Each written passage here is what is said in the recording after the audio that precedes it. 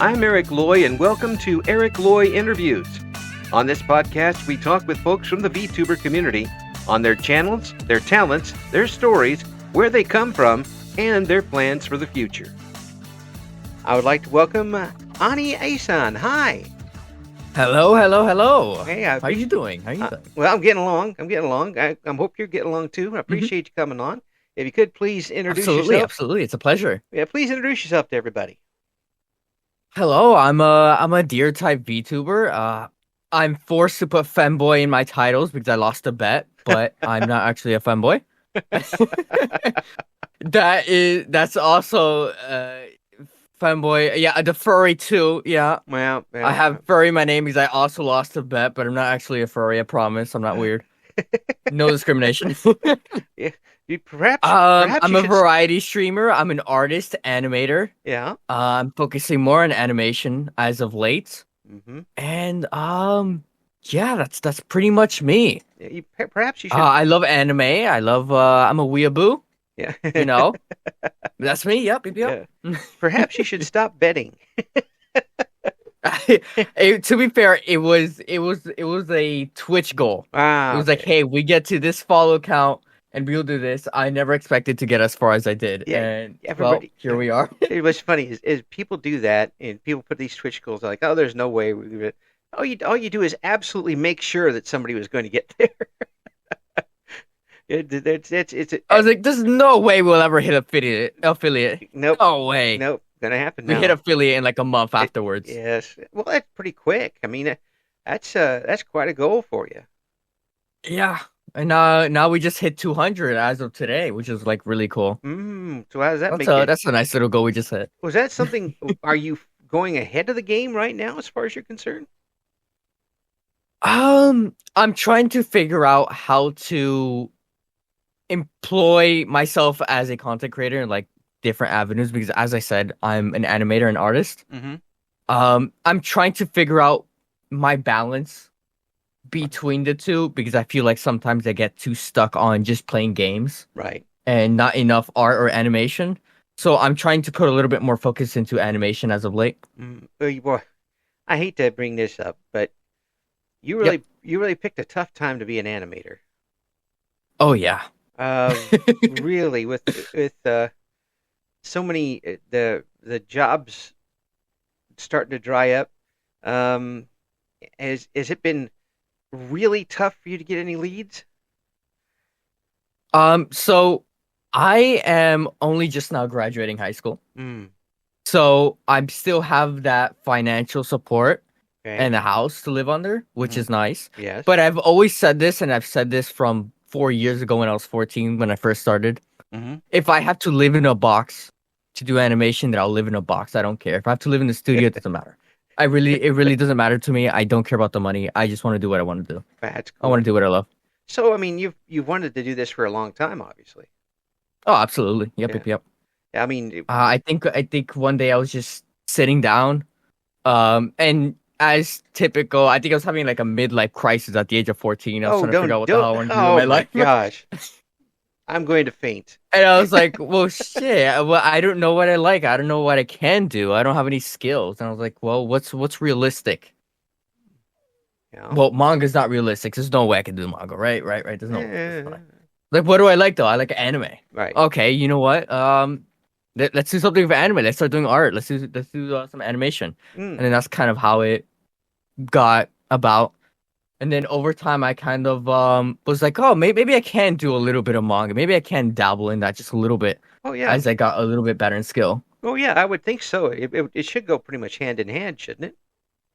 Yeah. Well, there's just significant differences, but like the niche is kind of the same. Right. I mean, a lot of the art styling, and I can remind you and everybody else, I have no idea about art. I'm not an artist. I can't even spell art correctly. So I keep putting a W in there somewhere. It seems like it's generally like how you draw the characters would be generally the same. How far off am I on that? It's hard to say because it's a rough subject because everybody has their own techniques, right? Right. Yeah. In general, as a whole, every artist is going to be a little different. Right. Naturally, Oh, we're all yes. human beings. We're all going to be just a little bit different, That is right? the good thing about it. Yep. When it comes to structure itself, there's like 50 different tactics and different so if you were just talking about the head here, there's probably like 30 different ways just to draw a singular head. Oh yeah. Right? Yeah. Everybody's going to do it a little bit differently.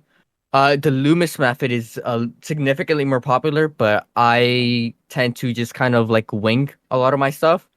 No sketch. Yeah. Because I'm too lazy to draw sketch. You may well, maybe you found a better like way unless I need it for anatomy, like then I'll draw a sketch. So for you drawing a face in anime, are you rather drawing it in a, say, Dragon Ball Z way, or in a way like Cowboy Bebop?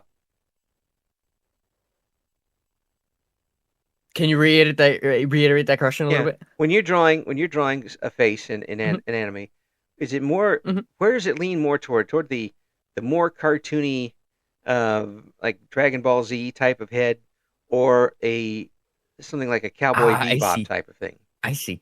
So my biggest inspiration when I was younger, and I don't actually, it's not more of an inspiration.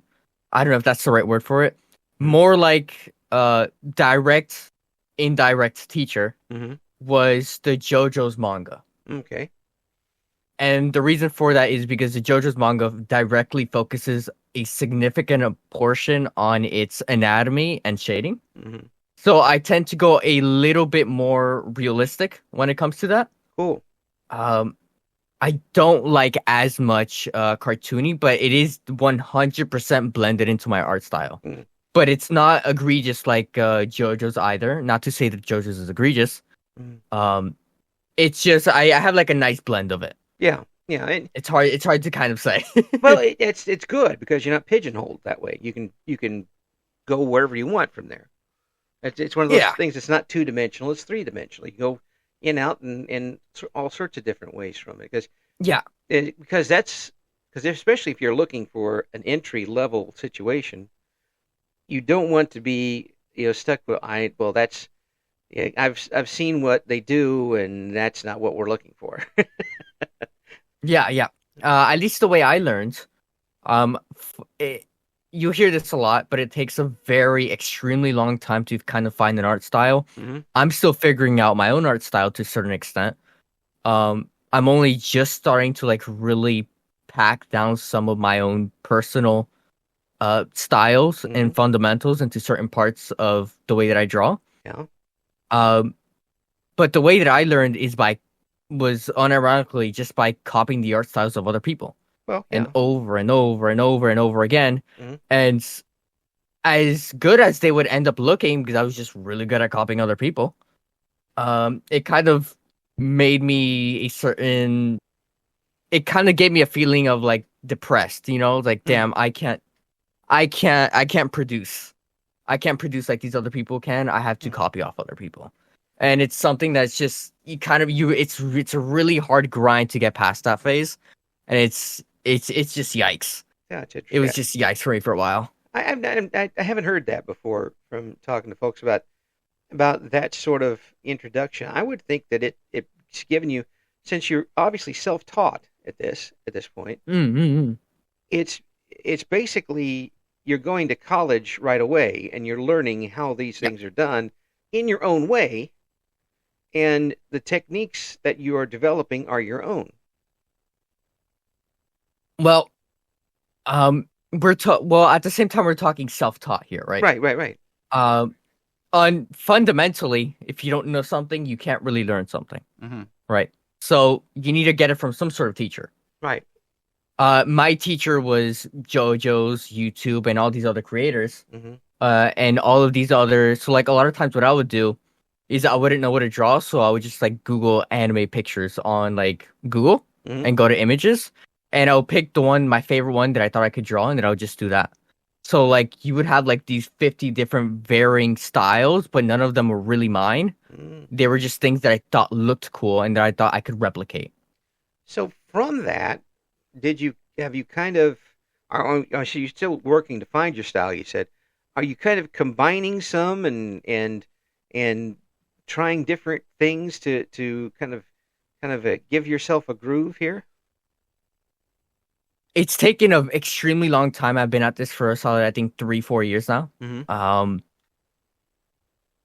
Over the time, I have gotten habits, Mm-hmm.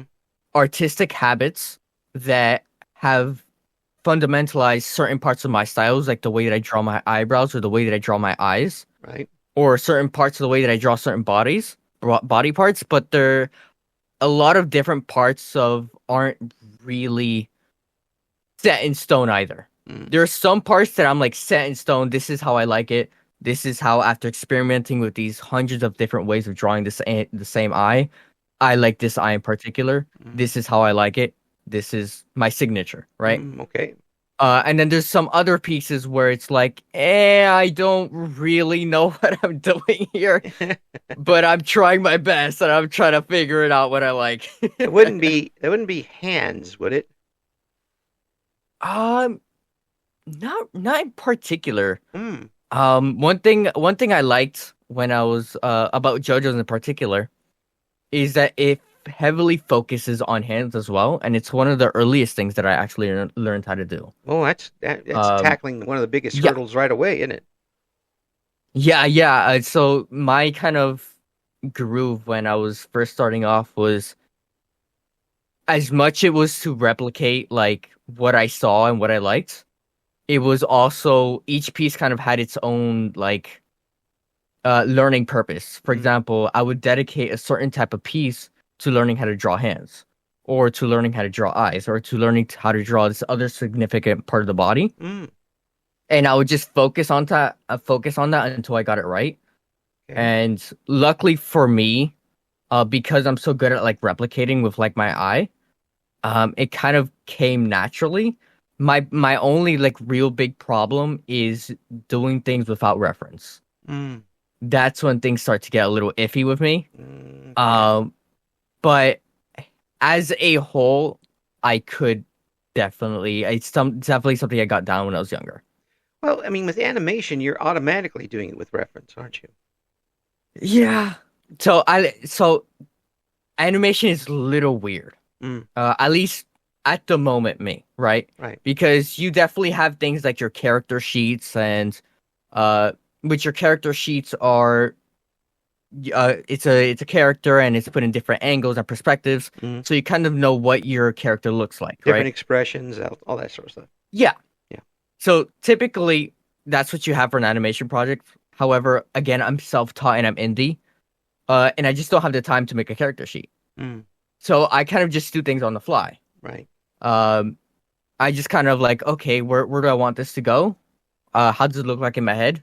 And let's draw it. Mm. And if I have to draw the same frame 50 times damn over so it could look decent, then I'm gonna do it 50 times damn over. So, I'm very stubborn. well, I mean, that's my hat's off to you for that, because I'd give up at about half, let alone 50 times. Um, Mm. the So how did you get started with animation? Did you have the computer program able to do this, or did you how did you get started How on did board I with originally start? This is gonna sound like an absolute nightmare for the majority of people, it? and that's because it is. Um, I started on a probably 4 or 5 year old Photoshop version that my school gave me. They just so happened to have a small piece of it that could do animation. Yeah. But I did it with a mouse, Okay. not with a pen or tablet. Oh. I had to do it computer and mouse. Oh. Um, Ouch. That does sound like a nightmare. it's devilish. Yes. And like at least when you start out, you could kind of be like, okay, it is what it is. right? Mm-hmm. But once you finally get yourself your own tablet, you cannot go back. You can't. It's you realize just how much time you were absolutely wasting. Mm. Uh, I was doing like hundreds. I think back then I did probably around 120 frames on a small personal project I was doing. Yes. And I had to like redraw the whole thing 120 freaking times with mouse. Oh no. And and these weren't one takes either. The majority of these frames I had to do over and over and over again. Oh So no. it took a bit. Yeah. So that's how I started. I don't recommend doing that. No. In a sense. But at the same time, I don't recommend getting yourself a ridiculously expensive piece of equipment without really knowing what you're doing either. Oh, that's true. Or if even knowing if you're really going to get into it either. Mm. I Yeah. was lucky enough that roughly a year after, for the very first time in my life ever, Yeah. I got straight A's in school. Yay. And as a reward, my parents decided to get me a drawing tablet. Cool. I had the fortunate circumstance to get that drawing tablet. Mm. And because of that, I was able to like actually put some time and effort into digital art. Because the majority of my beginning stuff, probably within like the first 1 or 2 years, was all physical pieces. Yeah. And then I got to digital. So when that happened and that giant gate opened for you, did you like Oh yeah. hear the chorus with it's in the background? was it a eureka moment? Ironically, it was actually kind of the opposite. Believe it or not, I didn't know this either until it happened to me.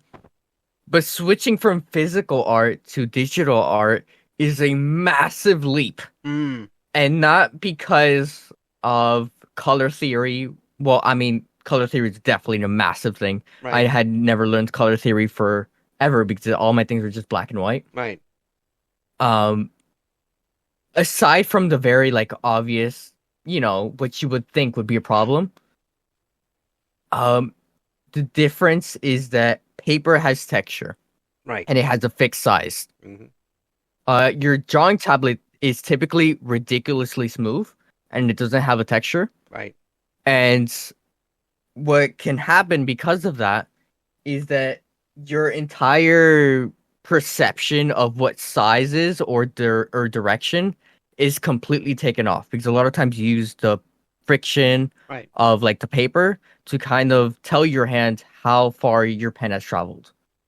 So for me, getting to a very kind of frictiony surface to a ridiculously smooth surface was I didn't even know this myself. I couldn't tell what was wrong until somebody mentioned it to me. But it is a very big leap, and it's something that I had to really get used to. I went from drawing like my personal masterpieces to going back to like kindergarten level pieces of drawings just because everything was so off proportion.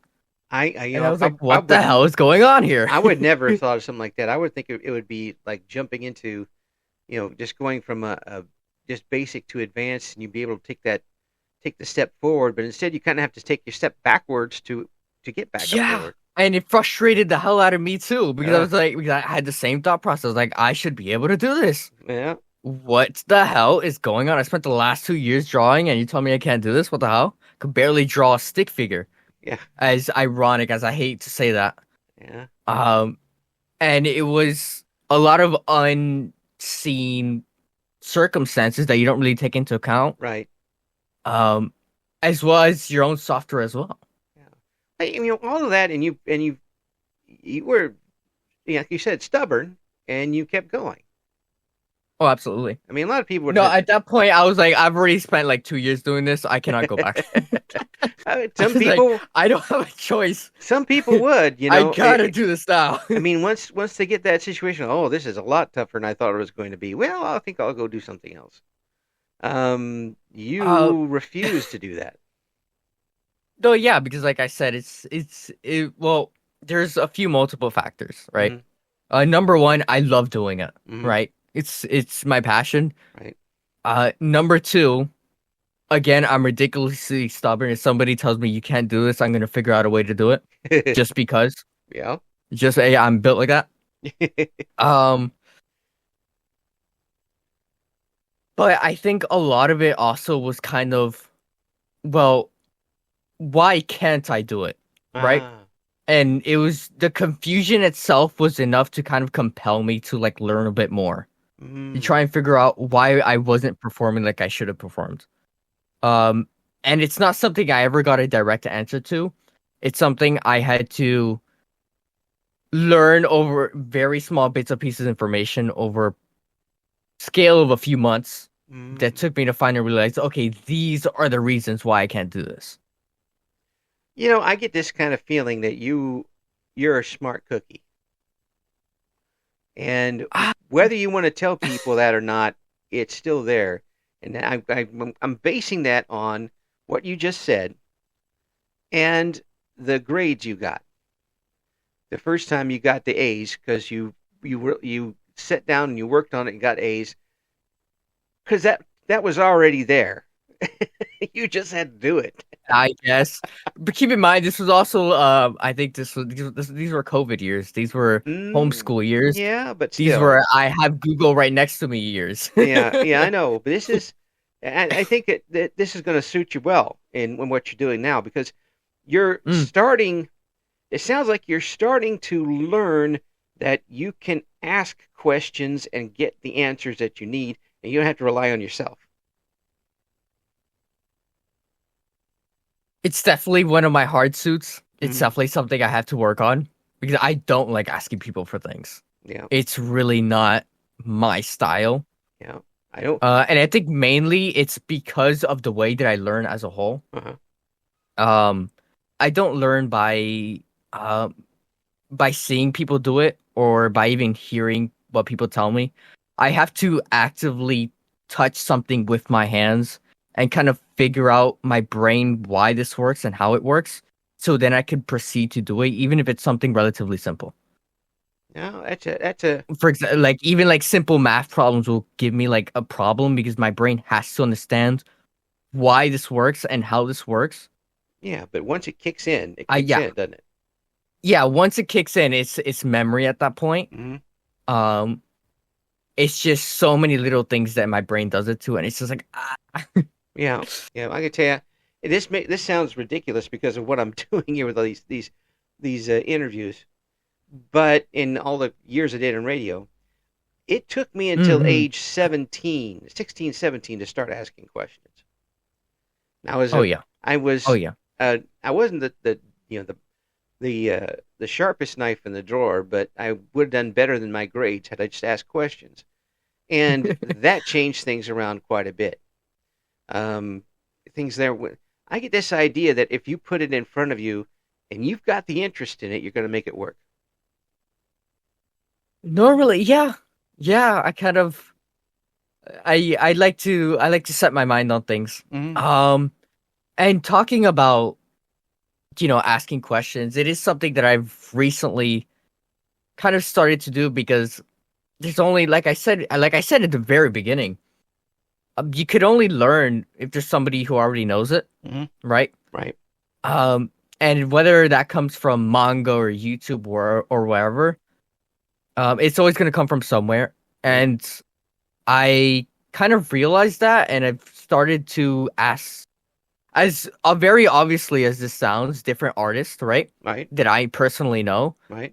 That sounds like the most fundamental and basic thing to do, but it's something that didn't really even cross my mind for the longest time. Mm. Because of my way of learning, I was like, there's no way somebody can possibly explain something to me Right. and me understand how it actually works. Yeah. I have to do it myself. Yeah. Yeah. And it also is tough for some people. Not, and I certainly don't fall into this category, but I've seen it. People who Yeah, have yeah. talent, like you obviously do, have talent, and then want to expand it, but don't know how. And and you're like, but I've already got the ability to do this. Why can't I do it? Yeah, and it's a question I can't even really answer myself. Yeah. Um, I think at least for us artists, we call it artist block. Yeah. Uh, and it's where for one reason or another, uh, let's say I've been doing this for like the past 2, 3 years, right? Mm-hmm. And realistically, I should be able to do very basic things, right? Right. You wake up one day, you go to do some regular practice or whatever, and you can't do the most basics of shapes or the most basics of anything for one reason or another. Mm-hmm. Your brain refuses to work. Right. And it's not going to stay there for a few hours, it's not going to stay there for a few days. Right. For a lot of people, it stays there for like a solid month. Sometimes. And then randomly it disappears and they can start working again. Yeah, writers I get the don't same understand thing. why this happens myself. Yeah. I personally have to kind of blunt force it until like once my brain kind of finally gets to that small little rough patch, it goes flying. Yeah. But that small little rough patch is a really big rough patch, and I can have had to just sit there the entire night until I have to finally finish this piece. Once I finally finish the piece, I can then continue, and then it's going to continue to run smooth. Yeah. But that piece is not going to be anything good. It's just going to be like very basic fundamentals. Yeah. Yeah. Don't know why my brain does that, but Well, it happens for a lot of artists. It happens to artists, writers, singers. Yeah. Anybody who does. Oh, I'll just put them all Creativity under- realm. Yeah, creativity. That's good. That's the word I was looking for, but Yeah. but it was stuck somewhere in my craw. That's exactly what happens to all people who have innate talent rather than seeking out and learning talent. There's a difference in that. I mean, there's some people who are naturally gifted athletes who can you can put them a football page on play and say do this that and they'll just run out and do it. Other people, it takes forever to learn before they can do it right. That doesn't make them any less. Yeah. It just means that's you play the cards that you got, and maybe you're kind of learning how to play those cards. I'll say this for anybody listening. I mean, we throw around talent and that word a lot, but I hope you guys remember that even the most talented athletes or the most talented people on the planet, if their body isn't conditioned, they cannot get the job done. Mm-hmm. Right. It is talent. A lot of the times there are certain people that have an innate ability to do things better than other people. But if you do not put that work in, it doesn't matter. Regardless, you're not going to get anywhere. Absolutely. So I think the number one motivator is that you just got to put the work in. Absolutely. And what that work is could be very confusing at times because you don't even know what it's supposed to be. Especially if you you don't know what it's supposed to be all the time. Like, what am I supposed to do? I don't know. If you jumped into the deep end and learned things without getting the basics, now it's like, okay, now what do I lean on to get better? Because that was my issue. Yeah, that was my issue. Yeah, because I don't have the basics to lean on. I never learned like fundamentals of anatomy or anything like that. Mm-hmm. I kind of just said, oh, I see this thing on my screen. I bet I can do that. And then I would do it. Mm-hmm. But now when it comes to doing my own unique characters or my own unique poses, anatomy has been thrown out the window. So I don't know how to do that. Yeah. It's So anatomy is my biggest issue. And it's what I'm having to focus on now in my later years when it should have been focused on originally. We stop with the later years stuff. Holy cats. You're not even 20. Yeah, but you get it. I mean, I'm sitting here 3 times as old as you, and you're throwing around later years. I'm gonna start getting my cane and start whacking you with it here in a second. Well, what do you mean? What do you mean? What do you mean? I mean, who still listens to radio, right? Oh, and that's why I'm not in it anymore because no one. So all of this and how did you get over showing it to other people? Because doing art is one thing, showing people what you did is a different thing. This is kind of a loaded question, actually. Good. Because it comes with a lot of different emotions and a lot of different reasonings. It also comes down to personality. Mm-hmm. Me, I'm a very prideful person. Okay. A ridiculously prideful person. But I'm also a very shy person. Which doesn't sound right, like, at all. Yeah. I'm very prideful in the things that I accomplish, but I am very humble in the sense where I don't like putting myself out there. Right. When it comes to my art, I'm very prideful of my art. Mm-hmm. And originally, it was it entirely depended on the people around me. For example, my mother, I never showed it to my mother. That was the most embarrassing thing on the planet for me. I couldn't do that.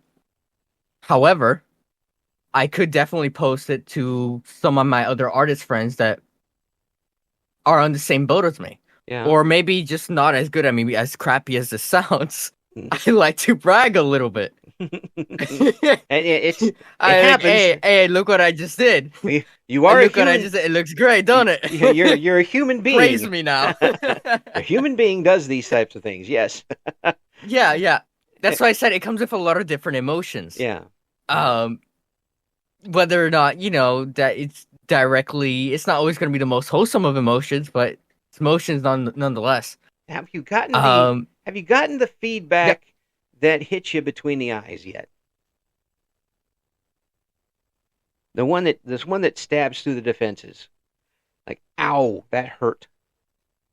How that hurt? You put something out there. No, not really. Ah. And not because I'm particularly good in any sort of sense, but because as prideful as I am with my art, I also said earlier that I'm also humble as well. I always take criticism. Matter of fact, I love criticism. Because I understand that in comparison to these other artists above me, I'm nothing. I'm like a little speck of dust, right? Yet. And so far. I understand that, and I understand my place in the art community.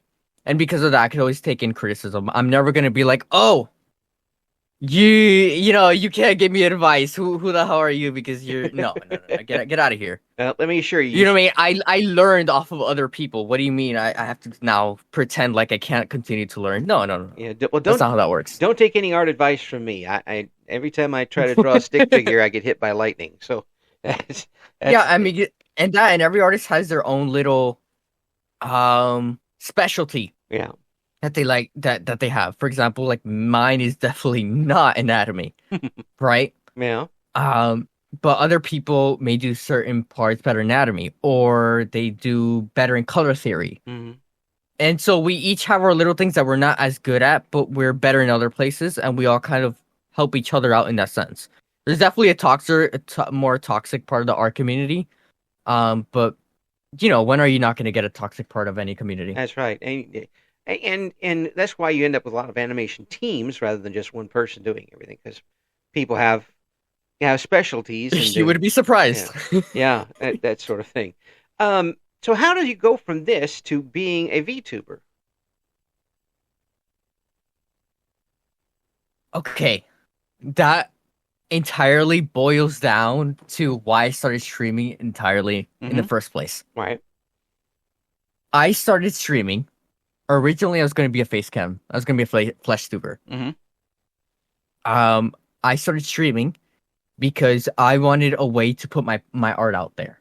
Okay. I wanted to show people my art, and I didn't really know how to do it aside from my very close friends. Right. And I wanted to get some sort of feedback from somebody somewhere, right? And I didn't really know where to get that from. So I was like, you know what? I'm going to put my art on Twitch. I'm going to do it live. I want people to give me criticisms of my art. I want to get into this art community. And that's kind of why I started streaming. However, yeah, I was going to be face cam. However, right before I started, I was going to get right into it. Right before I started, I can't say this as much on audio, so I'm not going to list like any specific names or anything, because it is something that could cause me physical harm. Okay, well, but at the time there was a certain individual that was running a corporate VTuber company. Right. And through a connection that I had, I managed to get directly in contact with this person. And he was like, you know what? You want to start streaming? You could debut as part of this company. You could debut as part of one of our talents. So like, straight, amazing. Wow. Peak. Stuff happened. There's some words I can't even say for the sake of YouTube. Right. But to put it bluntly, they're on the streets because their bank accounts are closed because of the FBI. Ah, Um, it rhymes with Fustercluck. Yeah. fraud, a whole lot of other stuff, Mm. and not words I could say on YouTube. Yes, yes. Yes. Mm. But yeah, after that, I was kind of like, well, I'm already a VTuber. Uh-huh. I already kind of feel comfortable with my anonymity. I think that's how you say the word, right? Yeah, I love that. I love trying to say anonymity. I I already feel comfortable with it, and I certainly don't feel comfortable putting my information out there when these people are 100% still after me, right? Right. I mean, I got completely doxxed already Mm. by the company. They're like, "Oh, you reported us. Let's put the entirety of your name and address online. Let's do it." Oh, beautiful. It's like, "Oh, okay, that's, now I really wasn't comfortable with it." Nice. But it wasn't necessarily so much the comfortability. It was more like, well, I like this now. I like this. I like where I kind of am. I like the small little tiny community that I built. And I think I'm going to continue off of it. But it was also a little bit of a sense of like, hey, I'm kind of scared not to be a VTuber right now. It's like, I'm here. The door behind me is on fire. I might as well continue. Yeah. Well, I mean, now, but you're comfortable with it, aren't you? Oh yeah, I love doing it now. Yeah. I would much I'm just not a world that if I could go back in time, I would tell myself to do face cam. Like, no, I love doing this. I love it. It's amazing. It's peak. You do get to have that little bit of anonymity, and but that little bit of shield that kind of but it still allows you to be yourself while doing it, which is a great thing for everybody. Oh yeah. Yeah. And so you do the art streams? Do you do game streams too? Mm-hmm. I do game streams. It's what I was talking about earlier. I'm trying to focus a little bit more on art streams because for a little bit now, I think I've gotten just a little bit distracted. And I've been playing a little bit too much games. And I'm realizing, hey, maybe not do that. Maybe do the art streams. Yes. By the way, we're gonna have the links. We're gonna have the links. Especially now since I pretty much have I'm going to college, right? Yeah. And I have pretty much 2 years to essentially just get good before I'm thrown out into the real world to start animating. Yeah. So I'm like, okay, I really need to focus now. Well, make sure. One of the things that can help is I'm locking in. Yeah, we're going to have the link to your commission on the. Oh, absolutely! Thank you. On thing here, so folks can check that out. I got to ask you one more thing, at least before we close out here, because we I could go a lot longer with you. And hopefully, I can get you back with it. When you're playing these games, being an artist, does the art style of the game affect you? And have you started a game and had to quit because you didn't like the art style? You know what? That has yet to happen to me yet. At least on a game. At least on a game.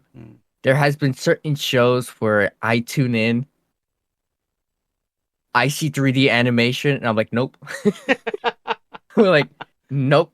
Yeah. A game that has yet to happen to me. I think games are generally, they do a pretty good job at like nailing down their art style. In the sense where it's a little bit, there's less variety, I think, in games in regards to art style than there is like something like anime. Because it's either something like Ghost of Tsushima or something like Zenless Zone Zero, right? Yeah. And it's like there's like a small in between there, but it's pretty much one or the other. With some small outliers, right? Right. And because of that, it's such like a worked on already medium, or rather type of art style, that I think they've got it down pretty well. Aside from like the crappy studios who just don't do it right. Right. But yeah, I've yet to encounter that myself. I think if there's anything that I've ever tuned off of because of the art style, it was probably just because of crappy animation, which was like something like 3D animation, which is getting better over the years, like with something like Studio Orange, which is did things like Beastars, which turned out really nice. Yeah. So it is taking a different turn, but it's definitely happened to me before in regards to shows, not necessarily a game yet. Yeah. I tell you what, folks, you got to check out what Annie-san's got going on here, because there's a lot of stuff going on, and I think there's a lot there that we're going to find out about in the future of what this young person's got, and I'm looking forward to it. And you got to let me know what's going on and keep me updated, because of course, I'd love to do this again. I want to see what's going up your sleeve here, because I think you're hiding some cards yet. Folks, there actually, now that we're saying it, I did recently get invited to a certain animation project that I'll be working on. Okay. I have gotten permission to stream it. Oh, excellent. The animation process. Mm-hmm. So that's pretty cool. It'll be like my first like professional setting, which will be really coolio. Absolutely. It's not the most professional because it is more of a passion project, but there is a team behind it. Yes. Which will be the first time me working with a team. Yes, and so that's really cool. And that's the first real part of your resume too. So. Oh yeah. So yeah. All the best for that. But I don't think you're gonna need my encouragement. I think you're gonna nail this son of a gun. I think it's gonna be. I'll attempt. There's so many other good, great, and amazing animators and artists out there. It's such a saturated medium. Yeah. But I'm attempting, you know. Yeah, I think you're gonna go as far as you can with this, and I don't doubt it one bit. Thank you so much for coming on, and we'll get absolutely. We'll get you back here in the future. Back when you're making the 7-figure salaries of this too. If I get there, most animators get paid squats. Yeah, well, you gotta see what we got paid. Unless you're like a Netflix animator, then that's different. But I'm trying to go for the Japanese animation studios. Thanks for having me on. Thank you for listening to Eric Loy Interviews. Join us again next time when we talk to another member of the always interesting VTuber community.